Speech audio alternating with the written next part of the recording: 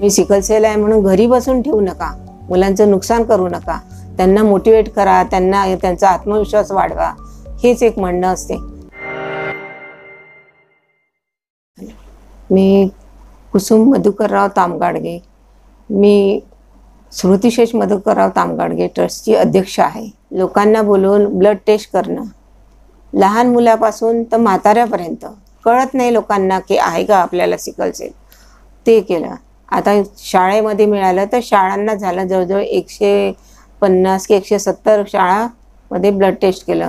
मग कधी कुठे निघतं 50 मुलं, कुठे निघतात 200 मुलं. एक मुलगी तर म्हणत होती एका शाळेमध्ये म्हणे 95 मुलं निघाले, म्हणजे जवळजवळ 300-400 मुलं होते म्हणे, सगळे 95 मुलं पॉझिटिव्ह निघाले.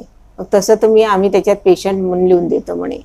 म्हटलं चांगलं आहे, लोकांना माहिती होऊन जाते की आपल्याला सिकल सेल आहे, आईवडिलांना माहिती होऊन जाते की सिकल सेल आहे, आपल्या मुलाला अशा औषध द्यायला पाहिजे. तुम्ही सिकल सेल आहे म्हणून घरी बसून ठेवू नका, मुलांचं नुकसान करू नका, त्यांना मोटिवेट करा, त्यांचा आत्मविश्वास वाढवा, हेच एक म्हणणं असते.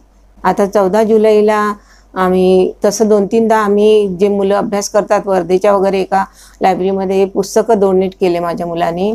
आणि आता 14 जुलैमध्ये जे मुलं MPSC UPSC देतात तशा मुलांना आम्ही पुस्तकं डोनेट करणार आहोत.